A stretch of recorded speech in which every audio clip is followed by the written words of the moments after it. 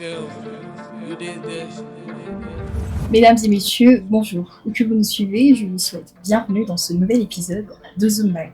Aujourd'hui, nous allons parler de l'appréhension du monde professionnel en République démocratique du Congo, où ce secteur est perçu comme difficile. Nous allons explorer ensemble les sentiments, les craintes, mais aussi les pistes à venir. Pour cela, nous avons sur notre plateau deux jeunes étudiants qui viennent tout juste de terminer leur master. Encore une fois, bienvenue. Bonjour madame. Bonjour. Bonjour monsieur. Bonjour. Alors on va commencer par les basiques, les présentations, galanterie oblige. On va commencer par vous présenter s'il vous plaît. Ok, alors je réponds au nom de Tokambali Faraja Rima, on va dire ancienne étudiante. Oui, hein. Alors j'ai fait un parcours de microfinance, banque et assurance, mais à la fin j'ai choisi le parcours assurance. Donc je pense que c'est tout. Hein. Oui, mais on ne sait pas c'est quelle institution. Ah ok, bah, alors j'ai fait... j'ai terminé mon parcours à Leadership Academia. Voilà, super. Alors merci d'avoir été galant, on a commencé par la dame. Ok, je vous l'accorde. Bonjour, je suis Neftali Chibango,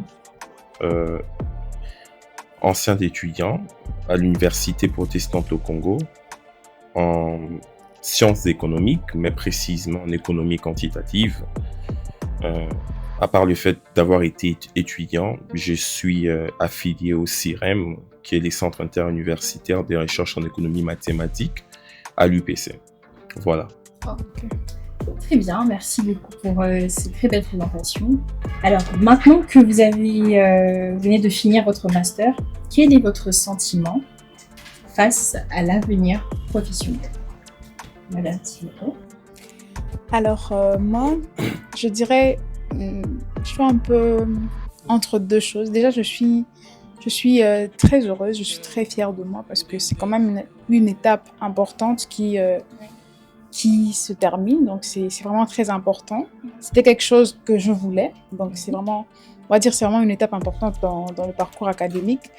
Et aussi, je ressens, on va dire, comme une certaine responsabilité, parce que avec tout ce qu'on a fait à l'université, tous les professeurs, donc ils nous ont donné des connaissances théoriques, beaucoup d'autres connaissances, et maintenant, il faudrait quitter de la théorie, amener ça vers de la pratique en fait. Donc du coup, il faudrait vraiment que toutes ces connaissances ne restent pas juste des connaissances, mais que ça devienne des aptitudes, des skills, voilà, des vrais outils pour le marché du travail et pour la vie en fait. Donc du coup, ce que je disais, donc d'une part, je suis très fière de moi parce que c'est une étape importante qui est terminée, mais d'une autre part aussi, je sens en fait la responsabilité que ça entraîne en fait, que ce master accompagne. Donc c'est un peu ça. Et après je me dis bon, ok, c'est bien le master, mais après il faudrait aussi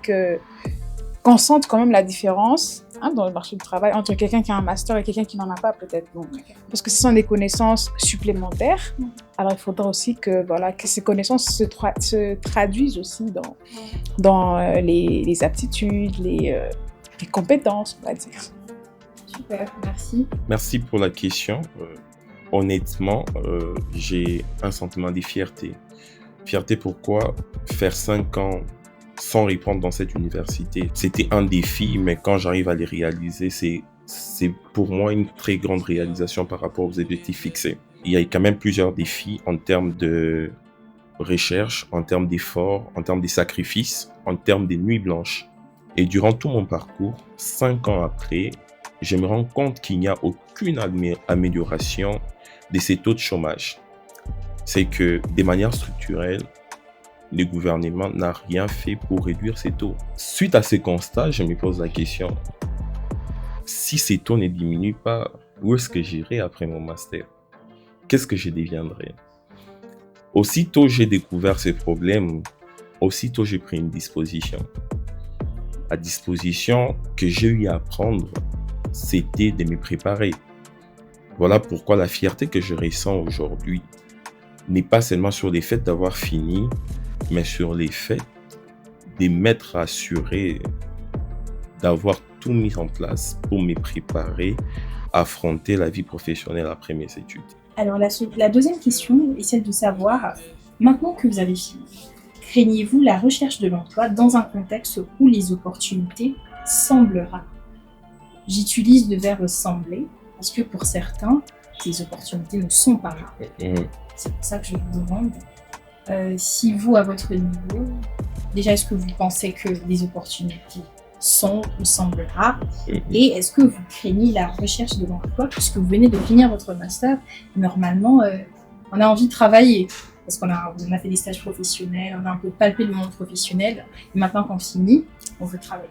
Alors, je dirais pas que je crains cette réalité. La meilleure chose à faire, c'est se préparer et déjà trouver des solutions parce que quand il y a un problème, je pense qu'il ne faut pas juste se focaliser sur le problème, mais il faut se focaliser sur la solution. Le but, c'est de ne pas rester sans rien faire. En fait, c'est faire quelque chose à côté, peut-être entreprendre, peut-être faire des formations par-ci par-là, participer à des projets. Donc, vraiment faire quelque chose, c'est juste pour éviter ce moment-là où on ne fait rien. Parce qu'en fait, c'est quand on ne fait rien qu'en fait, on pense beaucoup à son « Ah, mais de toute façon, le taux de chômage, il est ceci, il est cela. » En fait, ça commence à vous prendre la tête. Alors moi, je me dis, bon, je vais pas me retrouver dans ça. Je cherche, mais entre-temps, j'essaie de développer mes compétences. Je dis, bon, ok, je peux faire une formation en tel domaine, je peux faire une formation en ceci, je peux faire une formation en cela, mais entre-temps, je cherche aussi, mais en fait, je reste pas sans rien faire. Donc, c'est un peu mon point de vue, en tout cas. Alors, de votre côté, est-ce que vous craignez la réalité ou pas? Alors, comme vraiment, je ne crains pas la recherche d'un emploi. Je ne crains pas la recherche d'une opportunité, mais je respecte cette opportunité. En réalité, où normalement un pays devait mettre sur les marchés pratiquement 100 000 emplois chaque mois. Chaque mois. Mais qu'est-ce que nous observons dans les statistiques de l'ONEM? C'est que des années passées, l'ONEM a pu mettre sur les marchés que 16 000 emplois. En réalité, dans d'autres pays, ce qu'on appelle recherche d'emploi, en RDC, c'est une expédition. Alors, lorsqu'on part dans une expédition, on ne va pas seulement avec un CV, Exactement. On n'y va pas seulement avec une volonté propre. Lorsqu'on part pour une expédition, il faut partir avec un équipement. Exactement. Un équipement, c'est au-delà du CV. Un équipement, c'est au-delà d'une volonté propre. Et cet équipement, lorsque nous l'avons, cet équipement peut nous ouvrir des portes là où les autres n'arrivent pas à voir les portes. Est-ce que le master vous a suffisamment préparé à affronter ces réalités? Techniquement, oui. Aujourd'hui, je connais dériver les équations. Je connais analyser.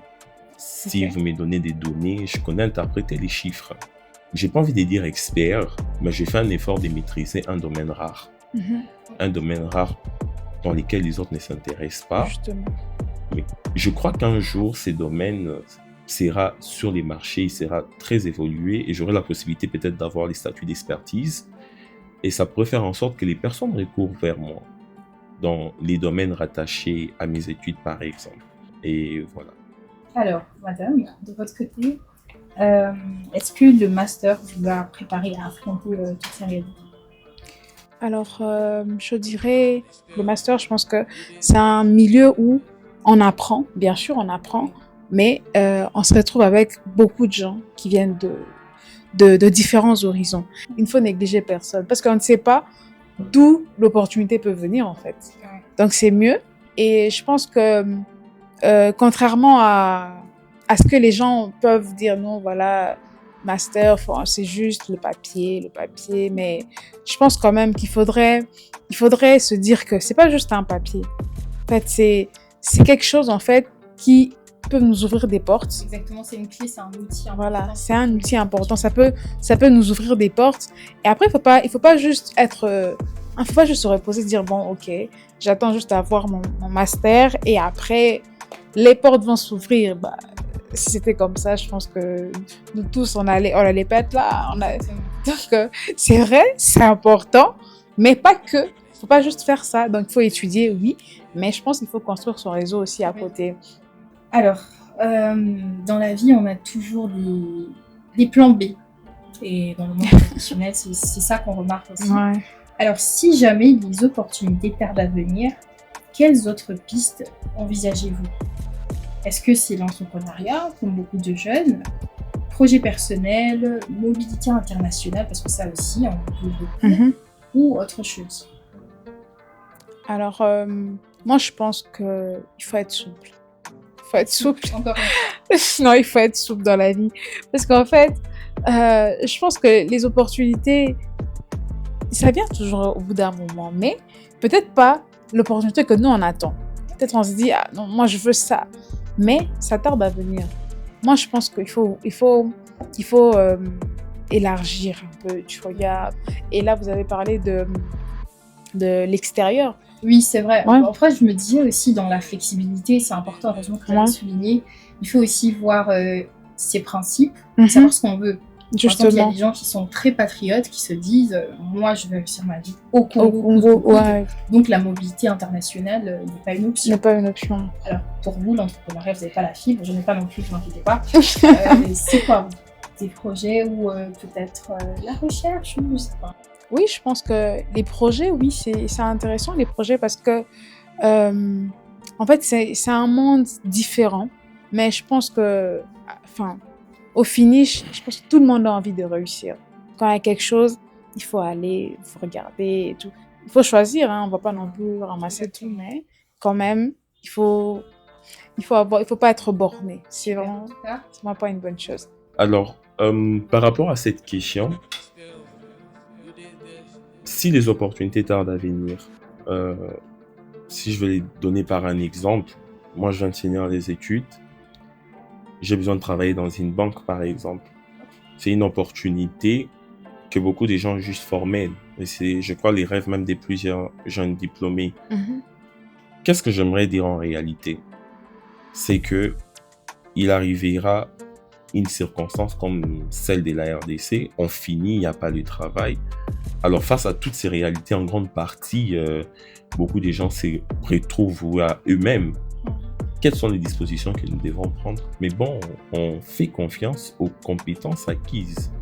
Nous restons sur ça. Nous nous formons davantage, nous nous améliorons davantage. Pourquoi? Parce que patienter n'est pas un défaut.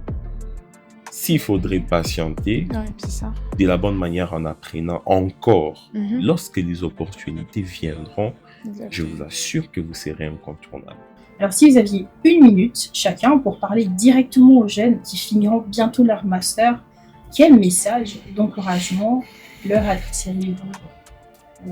Je demanderais vraiment aux jeunes de prendre ça au sérieux, parce que c'est quelque chose de très important. C'est vrai que la situation de notre pays fait que voilà, il n'y a pas d'emploi et tout, mais vraiment, il faudrait pas en fait rester juste comme ça, se dire bon, ok, il n'y a pas d'emploi, bon, je croise les bras.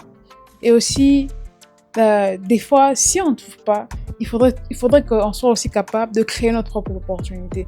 Parce que juste être là, attendre, ok. Mais peut-être que nous aussi, de notre côté, on peut créer notre opportunité.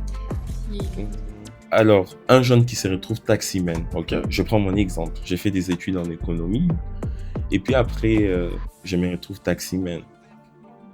C'est pas de ma faute. C'est pas de ma faute si j'ai fait des études en économie. Après, je me sens obligé de faire des taxis moto. Un ingénieur qui a fait de l'ingénierie à INBTP, il a fait les AU en architecture, s'est retrouvé un jour taximan, c'est pas de sa faute. Exactement. C'est le problème de l'économie. Exactement. Et c'est avec beaucoup de respect que moi-même, à mon niveau, je respecte ces personnes Mhm. parce qu'ils ont fait des choix de la dignité. Exactement. Les choix de la dignité, c'est pas rester dans son confort. Non, je suis économiste, je ne peux pas prendre une moto. Je suis ingénieur, je ne peux pas être Wewa.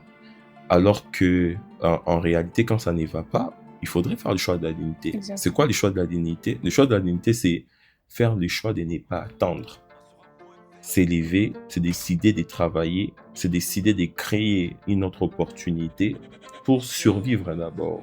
J'aimerais dire à ses frères qu'ils les prennent pour une étape. Que ça soit une étape qui va leur permettre d'atteindre de nouvelles opportunités. Est-ce que vous pouvez dire en quelques secondes un message que vous aimeriez bien adresser aux institutions par rapport voilà, à cette facilité aussi pour les jeunes de trouver de l'emploi?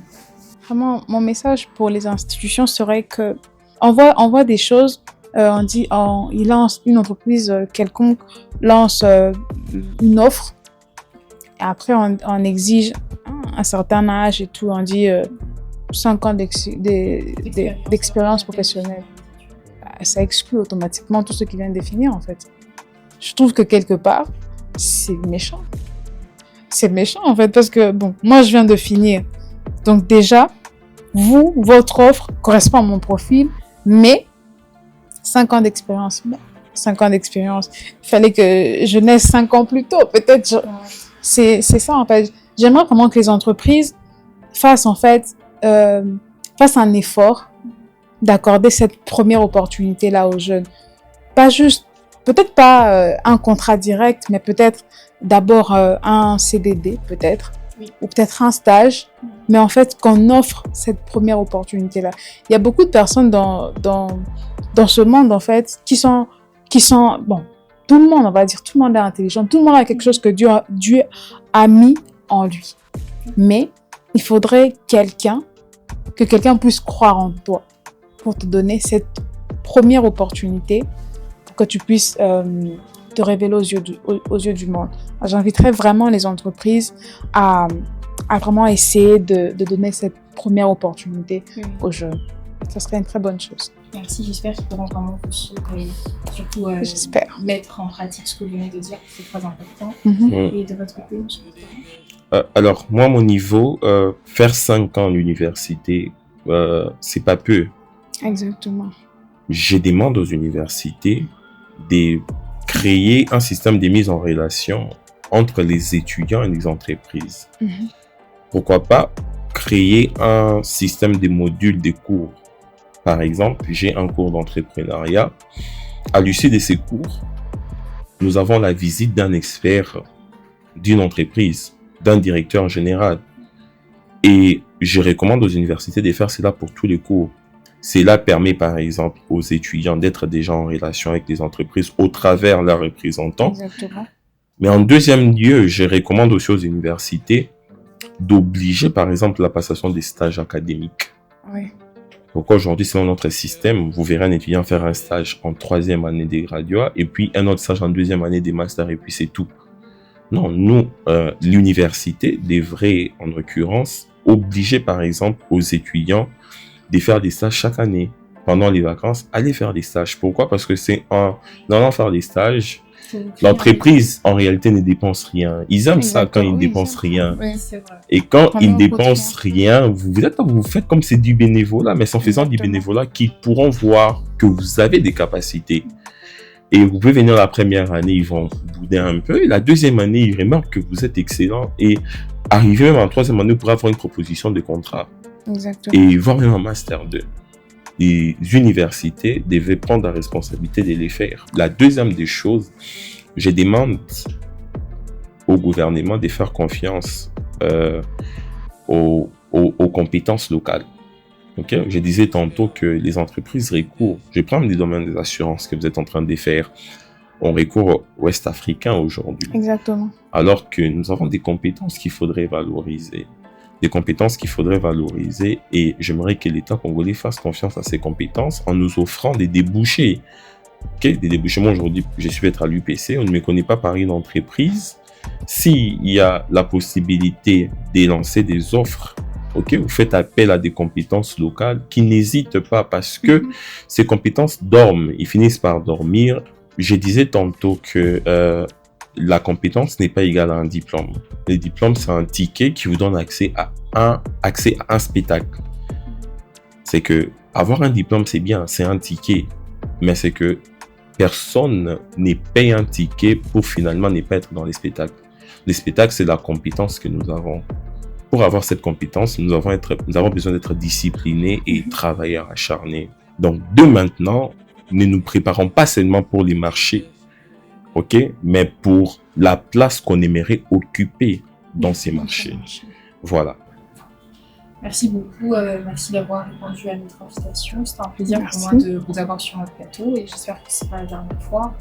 Alors, merci beaucoup et je vous dis à bientôt. À bientôt.